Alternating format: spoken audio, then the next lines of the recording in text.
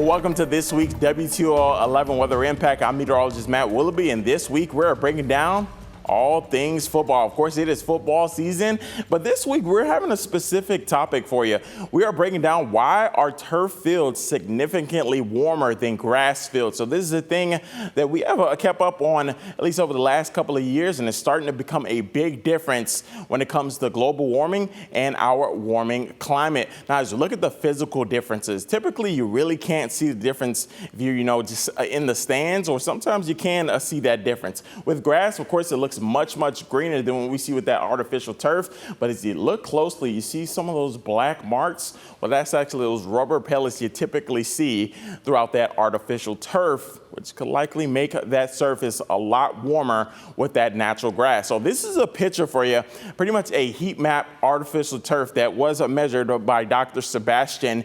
He found that this part right here is the shadow of one of the goalposts, but this part completely exposed to the sunshine, and they saw that it was significantly warmer than that shaded part at about 192 degrees. So this is artificial turf we're talking about, exceedingly warmer than typical grass surface. But how warm? Well, if you have that air temperature around 85 degrees, that turf surface we saw was an average high of 117 degrees, with the highest being 157 degrees. But what about that grass surface? Only about 78 degrees for an average, but the highest it got was 88 degrees. So we're talking almost a 60-degree difference between turf versus grass.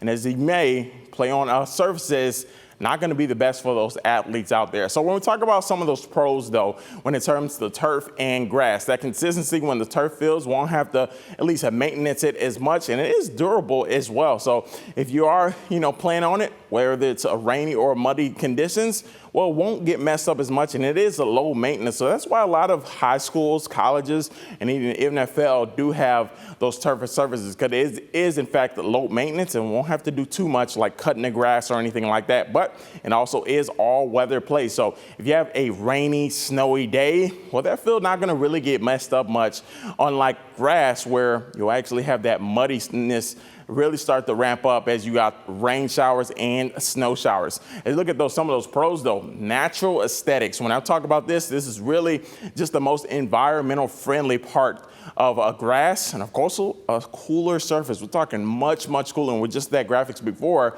saw how cool it can really get versus that turf and grass. And also it is cost efficient more to have grass fields. When we talk about that turf creating a warmer climate, it is actually creating its own urban heat island. So when we talk about urban heat island, pretty much that's when you see that surface of an area warmer than other areas within a city. So typically you'll see a downtown where it's much hotter and warmer because of less greenery, but actually this turf pretty much surface is creating an own urban heat island, and also it traps carbon pollution as well. So many of those products is with plastic, and that is really just heating up by the sun and making it an uninhabitable environment for those players out there as they are playing on these extremely hot surfaces, and also leads to more heat-related illnesses as well. I talked about this. It could be more than 60 degrees warmer on a turf surface versus a grass surface. So is the turf right choice? Well, we've seen studies that it actually increases injury rates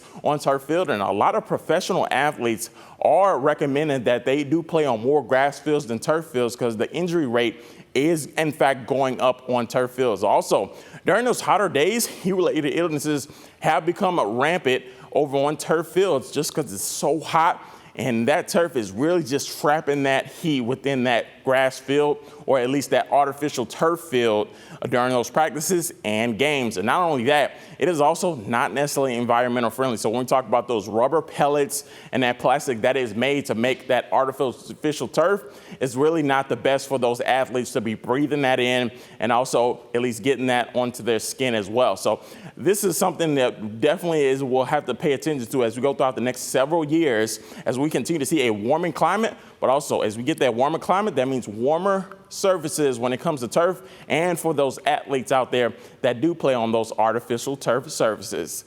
This is meteorologist Matt Willoughby for our WTOL 11 Weather Impact. Hope you enjoyed this topic. Have a good one.